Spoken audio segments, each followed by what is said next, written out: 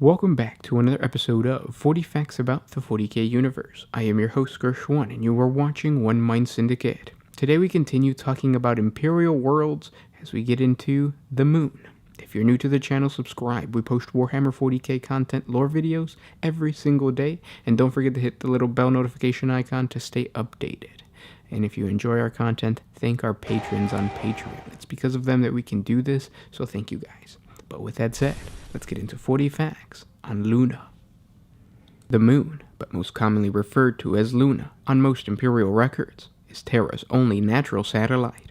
Although not the largest natural satellite in the Segmentum Solar, it is the largest relative to the size of the planet that it orbits.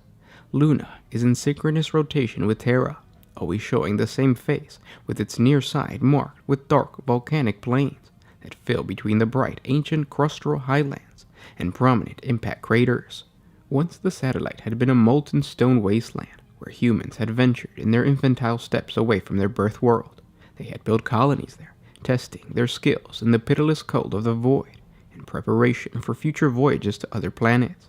But as Terra's people had advanced, Luna had become little more than a way station, a place to pass by on the journey to interplanetary and later interstellar deeps. This age of exploration and technology came to an end with the coming of the Old Night, the chaotic and highly fragmented period of human history between the 25th and the 30th millennia. By the end of the Age of Strife, the moon had become a bastion for a series of resurrectionist gene cults known as the Selenar. These members believed that human nature was both fractured and transcendent. To them, the true nature of mankind was visible in the flesh and mind of the individual, but each person was an echo of an archetype that persisted throughout human existence. Each Selenar gene cult clung to a different set of archetypes, some represented as the anthropomorphic figures, some as numbers, and some as symbolic systems. Although filled with low occultism, most fell short of deification, but all pursued the understanding through their own craft of gene forging. Each cult member was a product not of random breeding, but a creation by the gene cult's gene rights according to the formulas born during the dark age of technology. Resurrected in body time and time again, they attempted to reach a true personification of a single human archetype. In their subterranean complexes, the cults were powerful, insular, and resistant to the imperial truth. Such resistance was hardly a novelty, and would normally have been dealt with in the usual manner of obliteration. But the fact that the gene cult had something that the growing Imperium needed complicated the position. Clouded as they might have been by occultism, the gene craft of the moon's cults were unequaled except within the Emperor's own facilities on Terra. With Terra teetering on the edge of complete unification, the conquest of the Sol system and the galaxy beyond beckoned. For the Great Crusade, there would need to be more and more Space Marines. The Terran gene engineering facilities would not be able to cope with such a huge increase in the creation of recruits for the many Space Marine legions. So the newborn Imperium of Man needed Luna's wealth of genecraft and technological capacity added to its own. But the Selenar gene cults would not bow willingly to the hunger of the newborn Imperium of Man. They had fought off the schemes of Terran warlords and Martian magi in the past. The Selenar always received Imperial ambassadors with courtesy, but always answered their offers, threats, and entreaties with silence. As the threats began to outnumber the offer, the Lunan cult began to turn away the ambassadors and ready themselves for war. Normally highly factionalized, the possibility of Terran domination overcame all doctrinal disagreements between the Selenar cults. They would resist the Imperium, together and without limit. The final Imperial delegation to be sent to the moon was returned to Terra as a still screaming soup of fused liquefied flesh in the dead shell of their shuttle. So it was the Emperor who finally ordered Luna to be pacified by the sword, their superstitious beliefs cast down before the Imperial truth, and their genecraft yoked to the needs of the Imperium. As such, Luna would become the site of the first off-world Imperial compliance action ever undertaken by the early Astarte legions, even while the unification wars were still raging on Terra. To the task of conquering the moon, the Emperor set 3 of his newborn Space Marine legions most suited to this purpose, in what some Imperial scholars name the first true battle of the Great Crusade. The combined force of the Imperial Fist, Ultramarines, and Luna Wolves lifted from the surface of Terra in a scattering of rocket flame.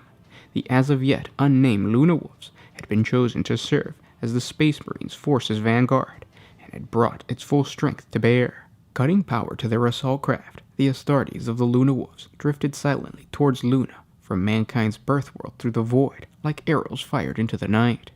As the smaller wave of assault craft belonging to the Ultramarines and the Imperial Fist Legions approached the airless world, the Selenar defensive weapon systems embedded in Luna's surface lashed out onto the oncoming Imperial forces.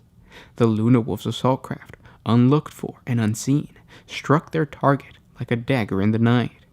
Within 6 solar hours of the first shots being fired, Luna had been pacified and brought into Imperial compliance, the first off-world conquest of the Imperium of Man. Faced with annihilation, the surviving Selenar cultists bent the knee instead, their surrender transmitted to Terra, calling for the Emperor to call off his wolves. Broken and humbled, the enslaved gene rights of Luna would help forge the next generation of Space Marines who would carry out mankind's conquest of the stars. As for the Luna Wolves, they had earned their name, the Luna Wolves.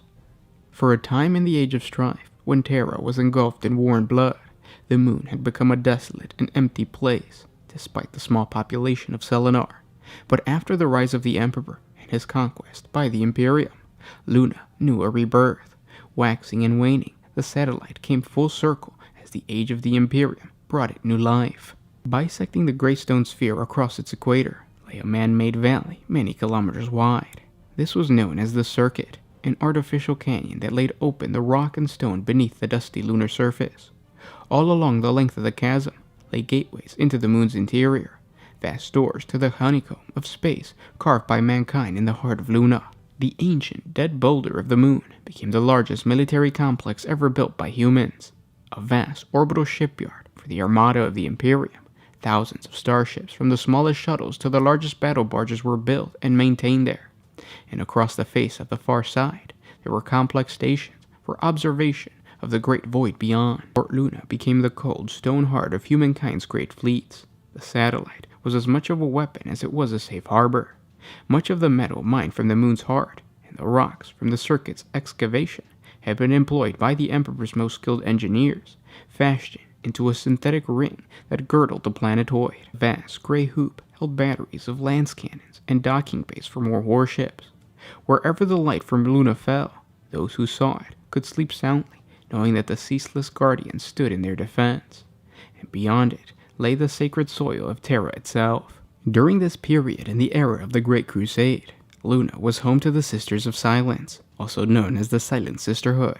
They were the militant arm of the Adeptus Astra Telepathica, and were internally referred to as the organization's Departamental Investigates. Their base of operation, the mighty Brass Fortress Monastery, known as the Somnus Citadel, was located on Luna. Within the mighty fortress were multiple landing ports designed for shuttles deployed aboard the Black Ships, the dreaded starships that made up the fleet of the League of Black Ships, which formed the recruiting division of the Adeptus Astra Telepathica. As the Emperor's War of Unity broke the bounds of Terra, the pacification of the gene cults of Luna and the Martian Compact allowed the Imperium to produce and equip new Space Marines at an unprecedented rate, and the Legionis Astarte began to expand to meet the demands of a war across the stars. It had been apparent since the beginning of the Great Crusade that the Emperor's great vision of a united humanity, free of the shackles of torment created by a nightmarish cosmos, was threatened by as many enemies within the Imperium as without. No clearer sign that such a hidden foe could strike at the heart of the Imperium occurred than the so-called accident, the result in the gene seed crisis that was nearly the doom of the Emperor's Children Legion, an act which many have since been attributed to the actions of a secret enemy within. As the gene forges began to implant gene seed organs into recruits of all the legions, a portion of the Emperor's Children Legion's gene seed reserve was dispatched to Luna for establishment. What happened next is not clear. Some claim that elements of the Celestine cultists, still resistant of the Imperium, hijacked a defense laser and destroyed the ship carrying the 3rd Legion's gene seed, while conflicting accounts recount that the ship lost control and crashed as it was attempting to dock, while others claim that it simply vanished. It would be too easy in retrospect to assign hidden conspiracy or malignant agencies to the disaster, so this is not a possibility that can be discounted. The loss of the 3rd Legion's gene seed reserves was a severe blow, and it would not have endangered the Legion's survival if a second calamity had not occurred in quick succession. During the Horus Heresy, the moon fell to Horus following a brief but hard fight, and with the lunar base gone, the traitors were able to assault Terra, initiating the Battle of Terra. In the many years that followed, the moon became a defensive bastion, protecting over Holy Terra and the Emperor himself. During the recent Terran Crusade, led by the resurrected Primarch Guilliman, it was discovered that the moon was home to an ancient webway portal that the demon Primarch Magnus the Red attempted to exploit in order to destroy the Imperium of Man. But with the aid from the Harlequins and other Imperial forces, such as the Sisters of Silence and the Imperial Fists, Guilliman and his Terran Crusade survivors managed to cast Magnus back through the webway portal and permanently seal it so that it could never be used again to threaten the throne world of the Imperium. And those were 40 facts on Luna, the moon. If you guys enjoyed this video, thank our patrons on Patreon. It's because of them that we can do this. Link in the description if you guys want to support us. It's $1 a month. If you can't, sharing this video really helps out the channel. So posting it on Twitter or Facebook helps out. The cool thing about the moon is that you can look at it tonight if you really want to, or if you can, I guess, if there's no clouds, and you can picture a ring of defensive lasers around the entire moon protecting Terra. Of course, that would be in the future, but you can still look at it now. If you guys have any suggestions for any other Imperial worlds, please comment down below. Any questions, comment down below. We'll try to create a video for you guys. And don't, if you guys notice, there are like little display cards during the video that connect this video to like different topics. So we talked about Guilliman, we talked about the webway portal on the moon. Just click on those, and we've already done videos explaining more in depth on what exactly the battle on the moon looked like. So there's that. But with that said, I'll talk to you tomorrow. This was Gershwin with One Mind Syndicate signing out. Oh,